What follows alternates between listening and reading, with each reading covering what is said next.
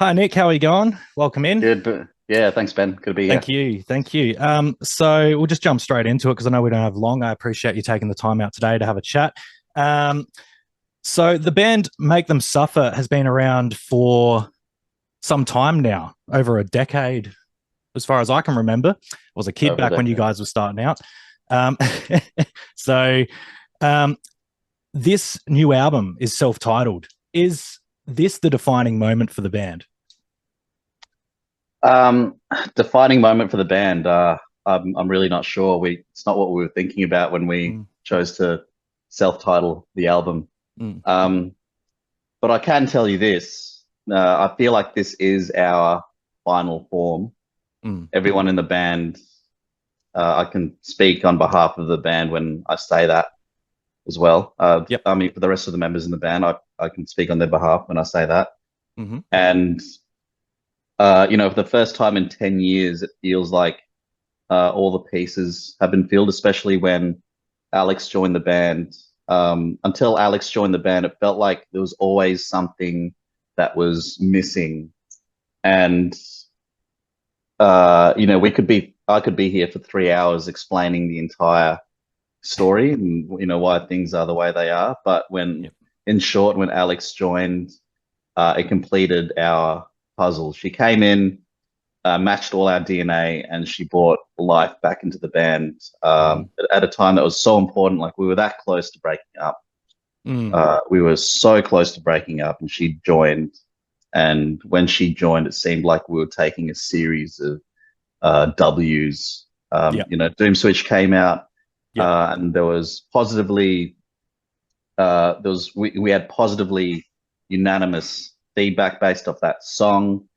And when the entire record was written, one day Sean was like, um, after facing all these adversities, one day Sean was like, "Hey, why don't we just call the album self-titled?" And everyone in the band was, "Yeah, that makes sense." Great answer, Nick. Great answer. I love that. That's yeah, and I'll just say like the album, I've listened to it. It feels like the album almost just wrote itself in the sense that it just flows straight through. I listened to it again last night and the whole time just bobbing my head to it. It's these really, really solid metalcore vibes you got going on. And I really feel like, yeah, you've found like a good foundation there to really move into this next era. Um, Basically, some of the questions I've got for you today are some more gear related questions. Awesome. So, because I know guitarists, we can literally fap over gear as much as it's and go on about it for ages. I don't think 15 minutes is long enough, but so one, let's go into your guitar sort of world. When you were tracking this album, did you predominantly use a specific guitar amp cabinet combination, or did you use more simulated stuff? Well, when we were writing, it was all software based. But Mm-hmm. when we went into the studio, there were a lot of uh, we did a shootout between Jeff Dunn and I Yep. did a shootout between like 12 different amplifiers or something. We spent a whole Mm. day doing it. Yep. That's the fun stuff. And we landed on, I believe it was a combination between an EVH3 Stealth Mm. and a Bogner Uberschall. Mm-hmm. So we had lots of different, like we had PVs, Marshalls, we had a lot of boutique amps like Omega, an Mm. Omega Gratifier, um, just to name a few. Lots of like random boutique amps, like most people Mm. haven't heard of, Yep. but those were the two that we landed on. That's absolutely awesome. And what guitars are you on at the moment, Nick? That we used to record or that I'm To using now. Oh, let's go with both. So, what did you use to record? to record, we only had one option. So Mm-hmm. the guitar I was touring with at the time was like a Misha Mansour Mm. Okay. soloist, Jackson thing. Yeah. Jackson Misha Mansour soloist that I'd fitted with. I'd taken the stock pickups that came with the guitar and replaced them with impulses, Mm-hmm. and that was the impulses in that guitar were probably its most probably its most important feature. So right now I'm playing a Josh Smith signature. Okay. Those are fitted with impulses, so they make up a lot of the sort of sound Yep. being produced out of that kind of the style that I'm playing harnesses Yeah. the impulse, the Yeah, with impulse those, pickups a lot. especially with those, like the type of riffing that you're doing, especially on this album, it's that very Australian bouncy metalcore kind of stuff, like lots of string skips and tapping and Yeah, all of that. You need something that's quite fast and comfortable to really play with a nice flat fretboard, and that's really responsive to the light touch, I would say. yeah. I've had a difficult time trying to make it work with other pickups, Yeah, and the impulses have been the only thing I've landed on. So, like I said, I think it's the guitar's most important yeah. feature. If it plays like butter, you're winning right there. So just on the production, you had Jeff Dunn do this. Now that's a pretty good name to have working on your album. How was it working with Jeff Dunn when you were tracking? Because I know you do a lot of your pre-production probably from home these days, writing and stuff. What did Jeff really contribute to making the album all come together? Jeff's instrumental in making the album sound like what it sounds like, in terms of from mixing terms and sonic terms. Yep.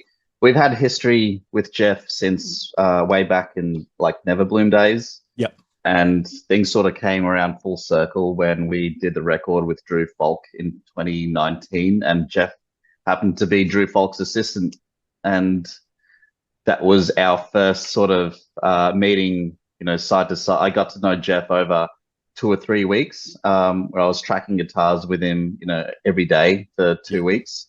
So I kind of got to know what he was like, and it only made sense to us that self-producing a record, so demoing and writing everything at home, only seemed to make sense that we do the record the album with Jeff. And he was in Portland at the time. So he had a very, when you write a record, when you produce a record, one of the problems you face is, how do I get it? How do I translate it to what it sounds like?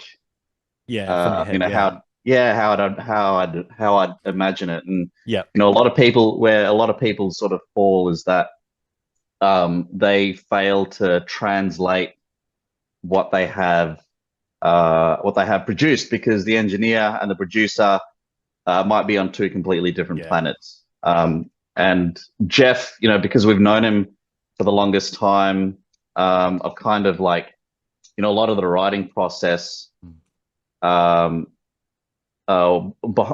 a lot of what's behind the writing process is, okay, how is this going to sound when it comes through a Jeff Dunn mix?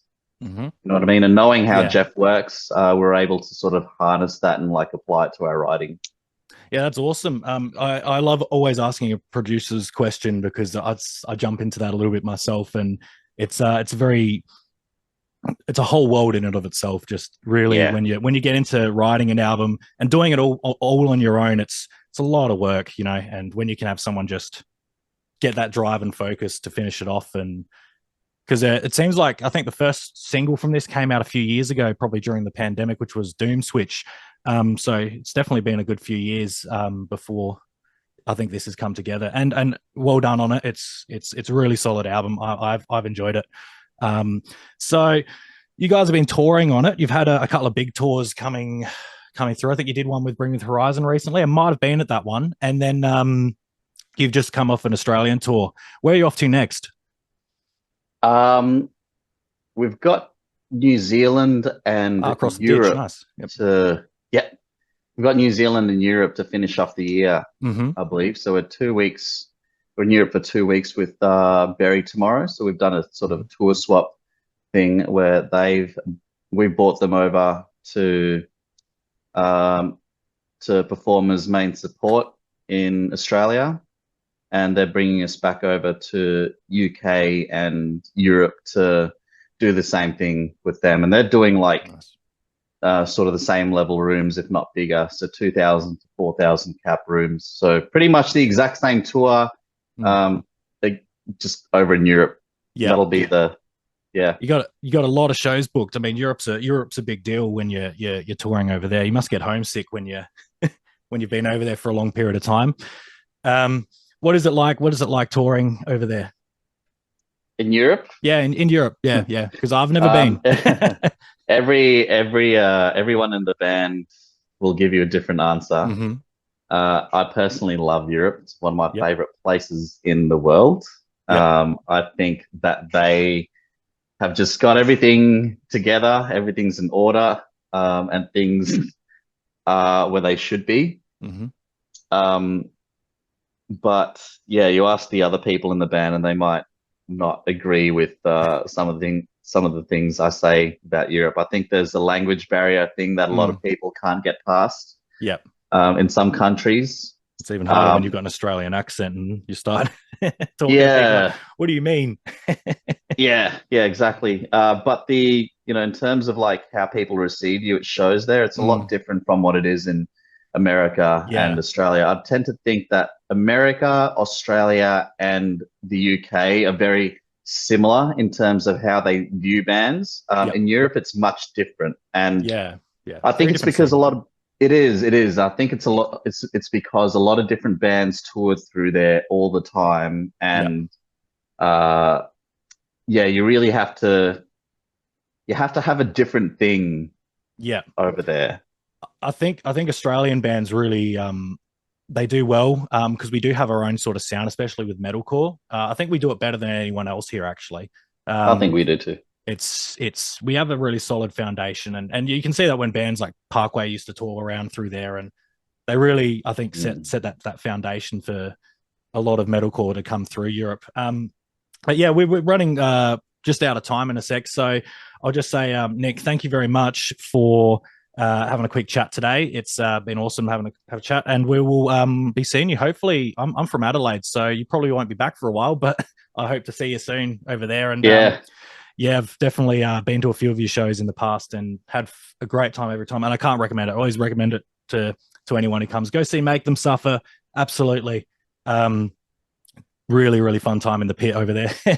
So hell yeah. Thanks, Ben. Hope to be back in Adelaide soon. Thank you very much. All right, we'll see you soon.